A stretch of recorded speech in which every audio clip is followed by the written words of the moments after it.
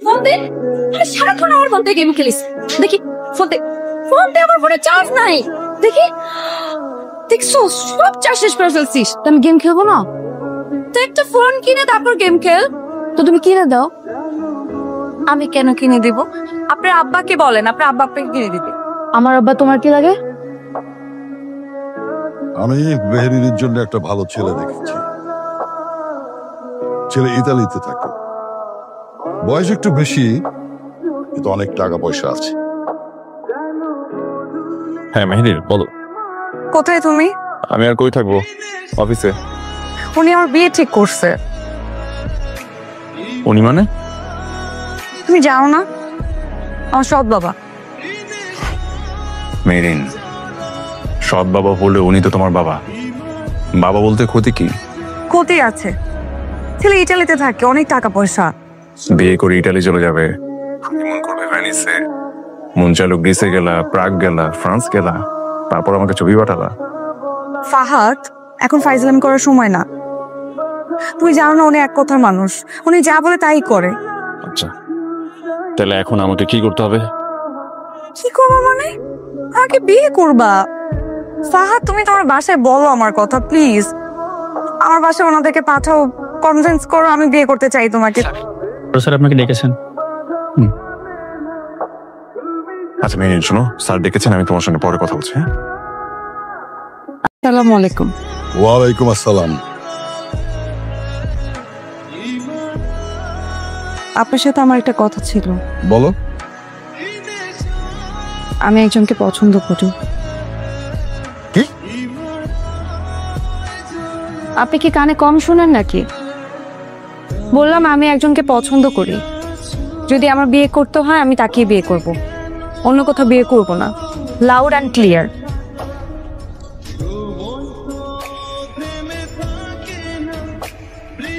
প্রভু একটা চা দাও, মাথাটা ধরে গেছে।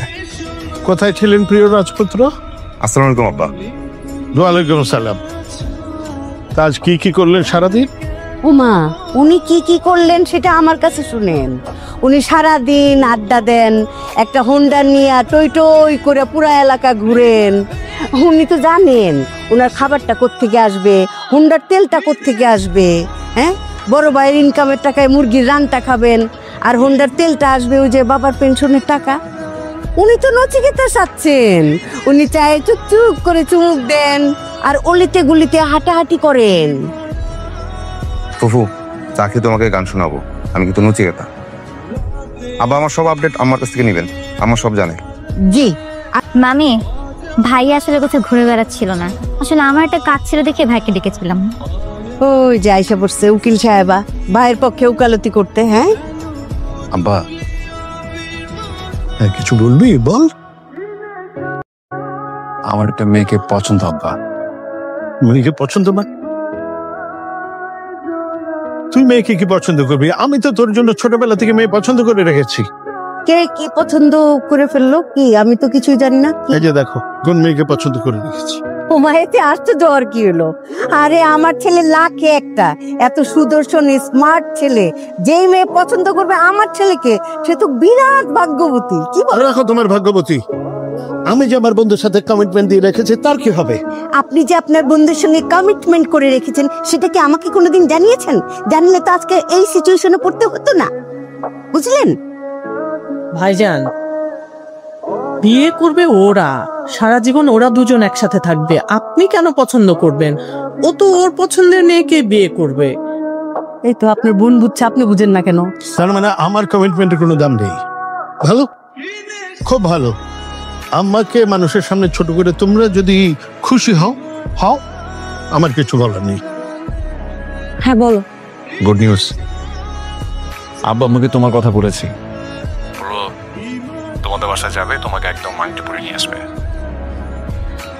সত্যি? হ্যাপি? সামির ভাইয়ের জন্য চা। কেন? সামির ভাইয়া কি জমিদার নাকি যে ঘুমের থেকে ওঠার পরে ওনার বেডটিটা লাগে? উনি কি জানে যে এই বেডটি এর খরচটা কোত্থেকে আসে? এটা এখানে রাখো, রাইখা আমার ছেলেটার জন্য এক কাপ কফি নিয়ে আসো, যাও। কফি তো আমি বানাইছি, তোমার কফি। Thank you. মামি একটা কথা বলি, জি বলেন আম্মা।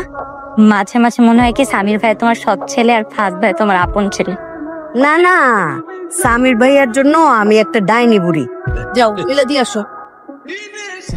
আই ভাইয়া আদর দিয়ে দিয়ে ওরে মাথায় উঠো উঠো। রাখিস না, ঘুমাই দেবে। আরে উঠো কি হয়েছে কি? উঠো, তোমার চা। এই তুই জানিস না আমি ঘুম থেকে উঠে চা খাই না। চা খাও না তো কি খাও? কফি। কফি? আগে ইনকাম করো, তারপর তোমাকে কফি দেওয়া হবে। আপাতত তোমার জন্য চাই বরাদ্দ। আর এই বাসায় যে তুমি চা পাচ্ছ, এটা তোমার সাত কপালের ভাগ্য। নাও চা রাখলাম, খেয়ে নিও। এ প্রাণ কি সুখে রয়েছি আমি, কি সুখে বেঁচেছি। ফুফু